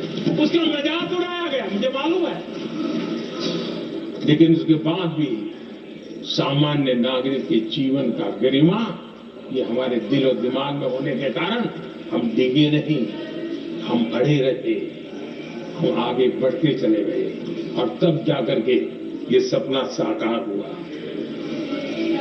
माताएं बहनें खुले में सोच जा रही थी, या तो सूर्योदय के पहले या सूर्योदय के बाद, और आपको कभी पीड़ा नहीं हुई। और उसका कारण यह था कि आपने गरीबों को और गरीबी को टीवी में देखा है, अखबार की सुर्खियों में देखा, आपको गरीब की जिंदगी का पता नहीं, वरना आप इसके साथ ऐसा जुर्म नहीं करते। आदरणीय सभापति जी, इस देश की 80% जनता पीने के शुद्ध पानी के लिए तरसती रही। क्या मेरा संविधान में रोकता था क्या? संविधान तो ये चाहता था कि सामान्य मानवीय की सुविधाओं को ध्यान दिया जाए। आदरणीय सभापति जी, ये काम भी हमने बड़े समर्पण भाव से आगे बढ़ाया है। आदरणीय सभापति जी, इस देश की करोड़ों माताएं चूल्हे में खाना पकाना और धुएं से आंखें लाल, कहते हैं कि सैकड़ों सिगरेट का धुआं, खाना पकाते हैं तब धुआं शरीर में जाता है। उन माताओं बहनों की आंखें लाल होती थी, इतना ही उनका शरीर स्वास्थ्य खत्म हो जाता था। उनको धुएं से मुक्ति का काम, और 2013 तक क्या चर्चा चलती थी, 9 सिलेंडर देंगे कि 6 सिलेंडर देंगे। इस देश ने देखते ही देखते हर घर तक गैस का सिलेंडर पहुंचा दिया, क्योंकि हमारे लिए हर नागरिक 70 साल के बाद जो बेसिक सुविधाएं हैं उसकी तरफ। आदरणीय सभापति जी, अगर हमारा गरीब परिवार दिन रात मेहनत करके गरीबी से बाहर निकलने के लिए कोशिश करता है, बच्चों को पढ़ाना चाहता है, लेकिन घर में एक बीमारी आ जाए तो उसका सारा प्लान बेकार हो जाता है, पूरा परिवार की सारी मेहनत पानी में चली जाती है। क्या इन गरीब परिवारों के इलाज के लिए कुछ आप सोच नहीं सकते थे? 50-60 करोड़ देशवासियों को मुफ्त इलाज मिले। संविधान की उस भावना का आदर करते हुए हमने आयुष्मान योजना को लागू किया, और आज देश के 70 साल से ऊपर के किसी भी वर्ग के क्यों न हो, उनके लिए भी हमने व्यवस्था की। आदरणीय सभापति जी, जरूरतमंदों को राशन देने की बात, और उसका भी मजाक उड़ाया जा रहा है। जब हम कहते हैं कि 25 करोड़ लोग गरीबी को परास्त करने में सफल हुए, तो फिर हमें सवाल पूछा जाता है कि आप गरीब को राशन फिर क्यों देते हो? आदरणीय सभापति जी, जो गरीबी से निकल के आया है उसे पता होता है कि अस्पताल में भी एक पेशेंट स्वस्थ होने के बाद जब छुट्टी देते हैं ना, तो डॉक्टर भी कहता है कि आप घर जाइए, तबीयत ठीक है, ऑपरेशन अच्छा हुआ है, लेकिन महीने पर ये जरा संभालना, ये मत करना। क्योंकि पेशेंट दोबारा तकलीफ में ना आए, गरीब दोबारा गरीब न बने, इसलिए उसका हैंड होल्डिंग जरूरी है और इसलिए हम मुफ्त राशन दे रहे हैं। उसकी मजाक मत उड़ाओ, क्योंकि हमें गरीबी से जो बाहर निकला है उसको दोबारा गरीबी में जाने नहीं देना है, और जो अभी भी गरीबी में है उसे हमें गरीबी से बाहर लाना है। आदरणीय सभापति जी, हमारे देश में गरीबों का नाम पर जो जुमले चले, उसी गरीबों के नाम पर बैंकों का राष्ट्रीयकरण किया गया गरीबों के नाम पर।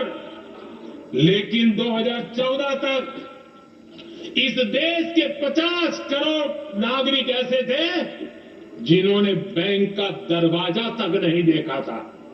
आदरणीय सभापति जी, गरीब को बैंक में प्रवेश तक नहीं था, ये पाप आपने किया, और आज 50 करोड़ गरीबों के बैंक खाते खोल करके हमने बैंक के दरवाजे गरीबों के लिए खोल दिए। इतना ही नहीं, ये एक प्रधानमंत्री कहते थे कि दिल्ली से 1 रुपया निकलता है तो 15 पैसा पहुंचता है, लेकिन उपाय उनको आता नहीं था।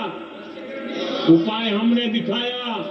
आज दिल्ली से 1 रुपया निकलता है, 100 के 100 पैसे गरीब के खाते में जमा होते हैं।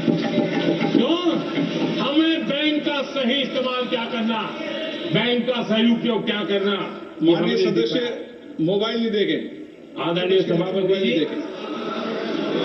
बिना गारंटी के ऋण देश के अंदर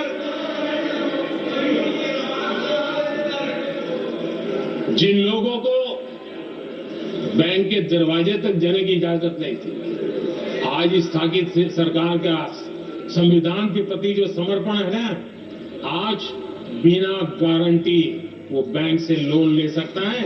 ये ताकत हमने गरीब को दी है। आदरणीय सभापति जी, गरीबी हटाओ का जुमला इसी के कारण जुमला बनकर के रह गया। गरीब को इस मुश्किल से मुक्ति मिले, ये हमारा बहुत बड़ा मिशन और ये हमारा संकल्प है, और हम इसके लिए दिन रात एक कर रहे हैं। जिनको कोई नहीं पूछता, इनको मोदी पूजता। आदरणीय सभापति जी, दिव्यांगजन हर दिन संघर्ष करता हमारा दिव्यांगजन, अब जाकर के हमारे दिव्यांग को फ्रेंडली इंफ्रास्ट्रक्चर मिले, उसकी व्हीलचेयर आगे तक जाए, ट्रेन के डिब्बे तक जाए। ये व्यवस्था दिव्यांगजन के लिए करने का हमारे दिल में तब आया क्योंकि समाज के दबले कुचले वंचित लोगों की चिंता करना हमारे मन में था, तब हुआ। आदरणीय सभापति जी, आप मुझे बताइए, एक तो भाषा के नाम पर झगड़ा करना तो सिखा दिया आपने, लेकिन मेरे दिव्यांगजनों के साथ कितना अन्याय किया। जो हमारे यहां साइनेज लैंग्वेज जो है, साइन लैंग्वेज की जो व्यवस्था है, खास करके मूक बधिर के लिए, अब दुर्भाग्य ऐसा देश का कि असम में जो भाषा सिखाई जाए, उत्तर प्रदेश में दूसरी सिखाई जाए, उत्तर प्रदेश में सिखाई जाए, महाराष्ट्र में सिखाई जाए। हमारे दिव्यांगजनों के लिए एक साइन लैंग्वेज का होना बहुत जरूरी था। आजादी के 7 दशक बाद भी उनको उन दिव्यांगजनों की याद नहीं आई। एक कॉमन साइन लैंग्वेज बनाने का काम हमने किया, जो आज देश के मेरे सभी दिव्यांग भाई बहनों के लिए काम आ रही है। आदरणीय सभापति जी, गुमंतु और अर्धगुमंतु जन समूह समाज का इसके को पूछने वाला नहीं था।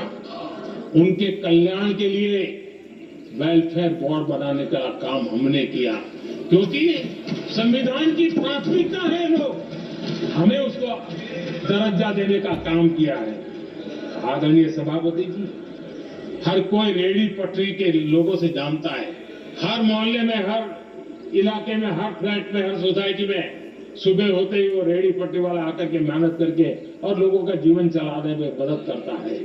उसको बेचारे को 12-12 घंटे काम करे, रेहड़ी भी किसी से किराए पर ले ले, किसी से ब्याज से पैसा ले, किसी से सामान खरीदे, शाम को ब्याज खाओ पैसा ले जाए, बड़ा मुश्किल से अपने बच्चों के लिए ब्रेड का टुकड़ा ले जा सके। ये हालत थी। ये हमारी सरकार ने है रेहड़ी पटरी वालों के लिए स्वनिधि योजना बना करके बैंक से उनको बिना गारंटी लोन देने का शुरू किया, और आज उसके कारण, वो स्वनिधि योजना के कारण वो तीसरे राउंड तक पहुंचा है और अधिकतम लोन बैंक से उसको सामने से मिल रही है। उसकी प्रतिष्ठा और उसका विस्तार हो रहा है, विकास भी हो रहा है। आदरणीय सभापति जी, इस देश में हम में से कोई ऐसा नहीं होगा जिसको विश्वकर्मा की जरूरत न पड़ती हो। समाज की व्यवस्था की एक बहुत बड़ी व्यवस्था बनी थी, सदियों से चली आ रही थी, लेकिन उन विश्वकर्मा साथियों के लिए कभी पूछा नहीं गया। हमने विश्वकर्मा के कल्याण के लिए योजना बनाई, बैंक से लोन लेने की व्यवस्था की, उनको नई ट्रेनिंग देने की व्यवस्था की, उनको आधुनिक टूल देने की व्यवस्था की, नई डिजाइन से काम बनाने की चिंता की, और उसको हमने मजबूत बनाने का काम किया। आदरणीय सभापति जी, ट्रांसजेंडर जिसको परिवार ने धुतकार दिया, जिसको समाज ने धुतकार दिया, जिसकी कोई चिंता करने वाला नहीं था, ये हमारी सरकार है। इसको भी भारत के संविधान ने हक दिए हैं उस ट्रांसजेंडर के अधिकारों के लिए कानून और व्यवस्थाएं बनाने का काम, उनको गरिमापूर्ण जीवन मिले, उनके अधिकारों की सुरक्षा के लिए हमने काम किया। आदरणीय सभापति जी, हमारे आदिवासी समाज इतनी सारी बातें करते, मुझे तो याद है मैं जब गुजरात का मुख्यमंत्री बना तो हमारे यहाँ उमरगांव से अंबाजी तक एक पूरा बेल्ट, गुजरात का पूर्वी हिस्सा पूरा आदिवासी बेल्ट है, और एक कांग्रेस के मुख्यमंत्री आदिवासी रह चुके थे। इतने सालों के बाद भी उस पूरे इलाके में एक भी साइंस स्ट्रीम की स्कूल नहीं थी। मेरे आने से पहले एक भी साइंस स्ट्रीम की स्कूल नहीं। अगर साइंस स्ट्रीम की स्कूल नहीं है तो कितनी आरक्षण की बातें करो, वो बेचारा इंजीनियर और डॉक्टर कैसे बन सकता है। ये मैंने उस इलाके में काम किया और वहां साइंस स्ट्रीम की स्कूलें, अब तो वहां यूनिवर्सिटीज बन गई है। लेकिन यानी राजनीति की चर्चा करना, संविधान के अनुरूप काम न करना, ये जिनकी सत्ता भूख है ना, उसका हमने आदिवासी समाज में भी जो अति पिछड़े लोग हैं, और मैं राष्ट्रपति जी का आभार व्यक्त करता हूं, उन्होंने मेरा काफी मार्गदर्शन किया। राष्ट्रपति महोदय ने मेरा मार्गदर्शन किया, और उसमें से पीएम जनमन योजना में भी हमारे देश में बिखरे आदिवासी समाज के छोटे छोटे समूह जो आज भी उनको कोई सुविधा प्राप्त नहीं हुई थी, हमने ढूंढ करके, संख्या बहुत कम है, वोट की राजनीति में उनकी तरफ देखने वाला कोई नहीं था, लेकिन मोदी है जो आखिर को भी चुनता है, और इसलिए हमने उनके लिए पीएम जनमन योजना के द्वारा उनके विकास की। आदरणीय सभापति जी,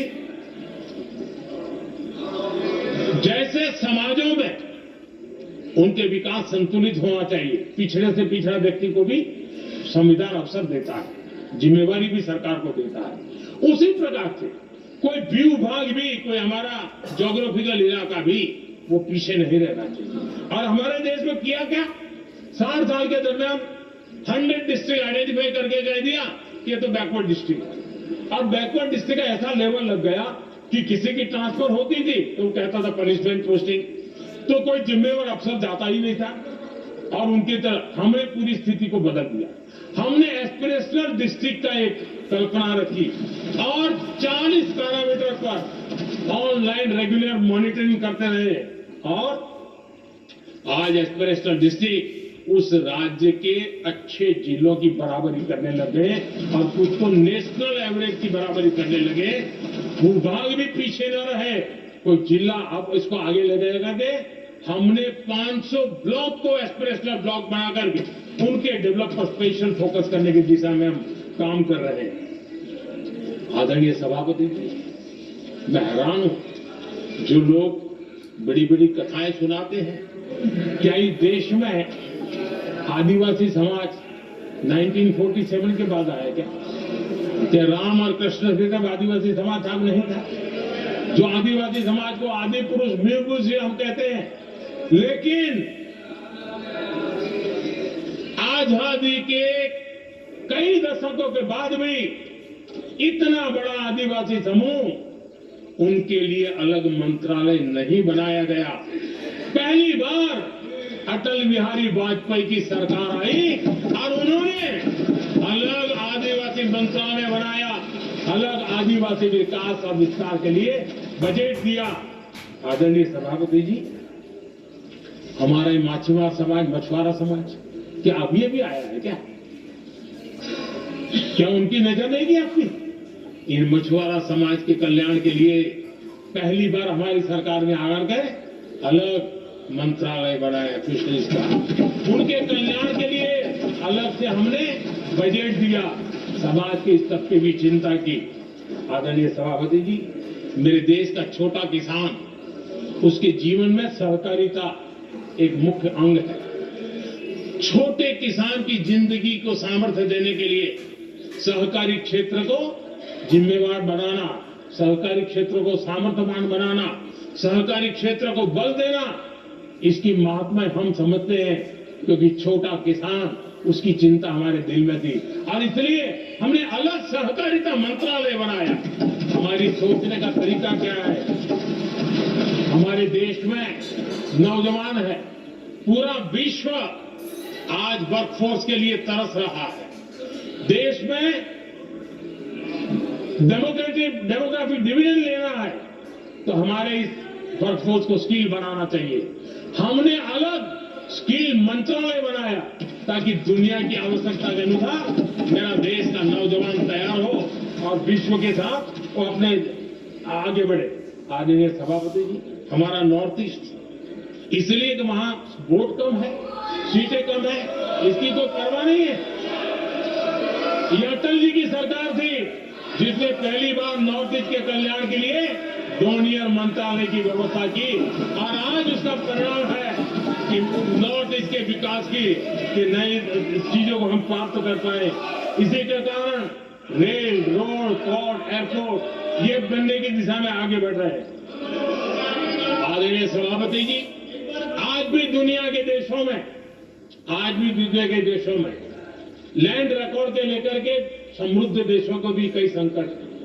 हमने गांव के हर सामान्य व्यक्ति को अपना लैंड रिकॉर्ड, उसके घर की मालिकीन का हक के कागज नहीं है, उसके गांव उसको बैंक से लोन चाहिए हो, कहीं बाहर जाए तो कोई कब्जा कर ले, एक स्वामित्व योजना बनाई और देश के गांव के ऐसे समाज के दबे कुचले लोगों को वो कागज हम दे रहे हैं जिसके कारण उसका मालिकी हक बन रहा है। वो स्वामित्व योजना एक बहुत बड़ा दिशा निर्देश है। आदरणीय सभापति जी, इन सारे कामों के कारण पिछले 10 वर्ष में हमने जो प्रयास किया, हमने जिस प्रकार से गरीब को मजबूती देने का काम किया है, हमने जिस प्रकार से गरीब के अंदर एक नया आत्मविश्वास पैदा किया है और एक सही दिशा में चलने का परिणाम है कि आज इतने कम समय में मेरे देश के 25 करोड़ मेरे गरीब साथी गरीबी को परास्त करने में सफल हुए और हमें इस बात का गर्व है। और मैं संविधान निर्माताओं के सामने सर झुका करके कहता हूं, जो संविधान हमें दिशा दे रहा है उसके तहत मैं ये काम कर रहा हूं। और मैंने, आदरणीय सभापति जी, जब हम सबका साथ सबका विकास की बात करते हैं, वो नारा नहीं है, वो हमारे आर्टिकल ऑफ फेथ है। और इसलिए हमने सरकार की योजनाएं भी बिना भेदभाव को चलाने की दिशा में काम किया है और संविधान हमें भेदभाव की अनुमति नहीं देता है। और इसलिए हमने आगे चल करके कहा सेचुरेशन, जिसके लिए जो योजना बनी है उसका लाभ उन लाभार्थी को 100% लाभार्थी को मिलना चाहिए। ये सेचुरेशन अगर सच्चा सेकुलरिज्म को है ना, तो ये सेचुरेशन में है। सच्चा सामाजिक न्याय अगर किसी में है तो ये सेचुरेशन 100% उसको बेनिफिट जिसका हक है मिलना चाहिए, बिना भेदभाव के लिए मिलना चाहिए। तो ये भाव लेकर के हम सच्चे सेकुलरिज्म को और सच्चे सामाजिक न्याय को लेकर के जी रहे हैं। आदरणीय सभापति जी, संविधान के हमारे एक और स्पिरिट भी है और हमारे देश को दिशा देने का माध्यम, देश को का चालक बल के रूप में राजनीति केंद्र में रहती है। आने वाले दशकों में हमारा लोकतंत्र, हमारी राजनीति की दिशा क्या होनी चाहिए, आज हमें मंथन करना चाहिए। आदरणीय सभापति जी, कुछ दलों की राजनीतिक स्वार्थ और सत्ता का भाव, मैं जरा उनसे पूछना चाहता हूं, क्या वे कभी अपने आप को, और मैं सभी दलों के लिए कह रहा हूं, उधर और इधर ये मेरा विषय नहीं है, ये मेरे मन के विचार है जो मैं इस सदन के सामने रखना चाहता हूं कि इस देश में योग्य नेतृत्व का अवसर मिलना चाहिए। नहीं, जिनके परिवार में कोई राजनीति में नहीं है, क्या उनके लिए दरवाजे बंद हो जाएंगे? क्या देश को, लोकतंत्र के स्पिरिट को परिवारवाद ने गहरा नुकसान किया है कि नहीं किया है?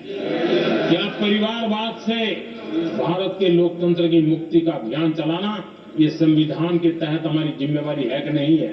और इसलिए समानता के सिद्धांत की बात कहे, अवसर की बात कहे, हिंदुस्तान के हर किसी को, और जो परिवारवादी राजनीति है उनकी धुरी ही परिवार होता है, सब कुछ परिवार के लिए। देश को, देश के नौजवानों को आकर्षित करने के लिए, लोकतंत्र को मजबूत बनाने के लिए और देश के युवाओं को आगे आने के लिए हम सभी राजनीतिक दलों ने प्रयास करना है। सभी राजनीतिक दलों ने, जिनकी पार्श्वभूमि में राजनीतिक परिवार नहीं है, ऐसे फ्रेश ब्लड को लाने के लिए प्रयास करना, ये मैं मानता हूं कि देश की लोकतंत्र की, और इसीलिए मैंने लाल किले से कहा है कि मेरा एक विषय लेके मैं लगातार बोल रहा हूं, बोलता रहूंगा।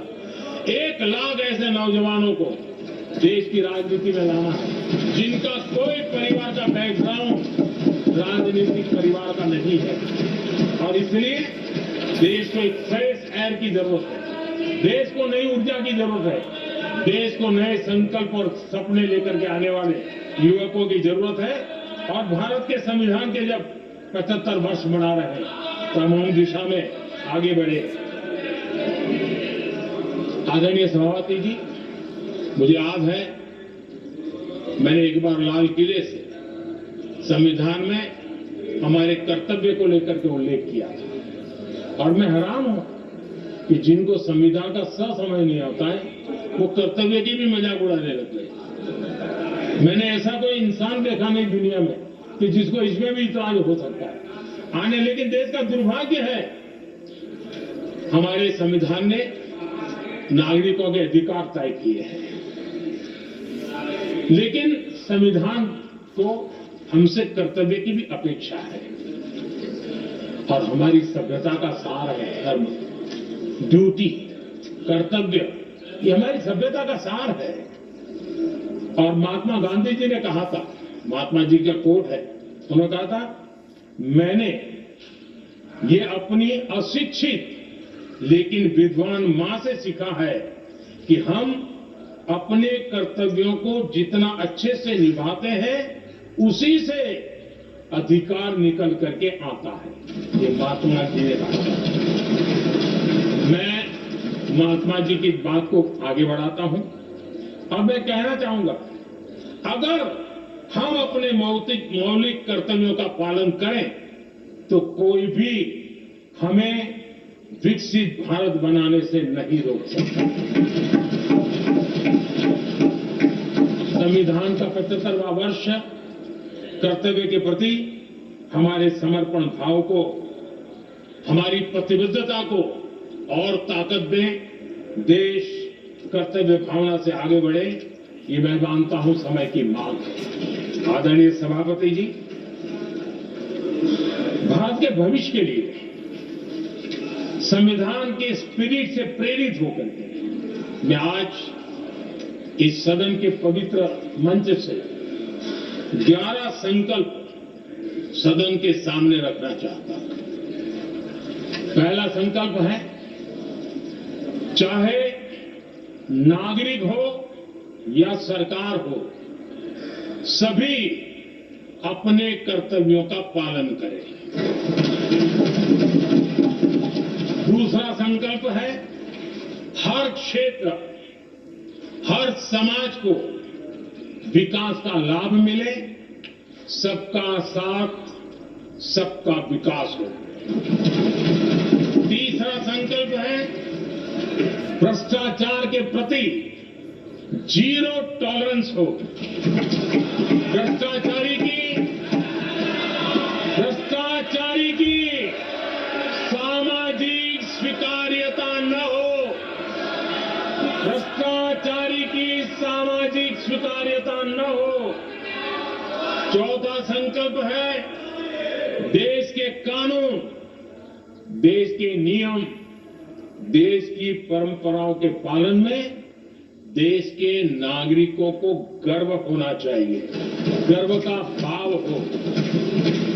पांचवा संकल्प, गुलामी की मानसिकता से मुक्ति हो, देश की विरासत पर गर्व हो।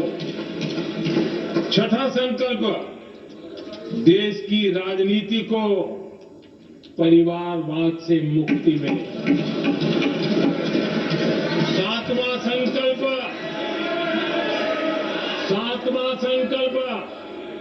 संविधान का सम्मान हो। राजनीतिक स्वार्थ के लिए संविधान को हथियार न बनाया जाए।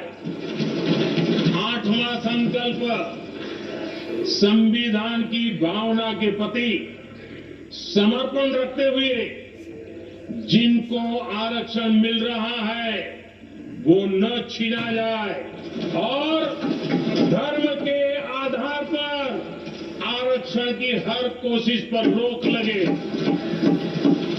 नौवां संकल्प, विमेन लेड डेवलपमेंट में भारत दुनिया के लिए मिसाल बने।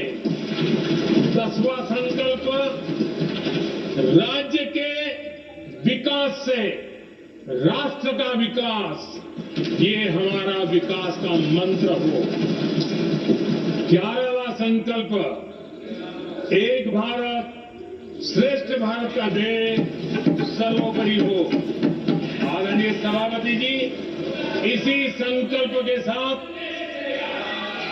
हम सब मिलकर के अगर हम आगे बढ़ते हैं तो संविधान की जो निहित भावना है, वी द पीपल, सबका प्रयास, हम इसी मंत्र को लेकर के आगे चले और विकसित भारत का सपना इस सदन में बैठे हुए सबका तो होना ही चाहिए। 140 करोड़ देशवासियों का सपना जब बन जाता है और संकल्प लेकर के जब देश चल पड़ता है तो इच्छित परिणाम लेकर के रहता है। मेरा 140 करोड़ देशवासियों के प्रति मेरी अपार श्रद्धा रही है। उनके सामर्थ्य पर मेरी श्रद्धा है, देश की युवा शक्ति पर मेरी श्रद्धा है, देश की नारी शक्ति पर मेरी श्रद्धा है। और इसलिए मैं कहता हूं कि देश 2047 देश जब आजादी के 100 साल मनाएगा तो विकसित भारत के रूप में मनाएगा। इस संकल्प के साथ आगे बढ़े। मैं फिर एक बार इस महान पवित्र कार्य को आगे बढ़ाने के लिए सबको शुभकामनाएं देता हूं और मैं आदरणीय सभापति जी, आपने समय बढ़ाया, इसके लिए मैं आपका बहुत बहुत आभार व्यक्त करता हूं। बहुत बहुत धन्यवाद।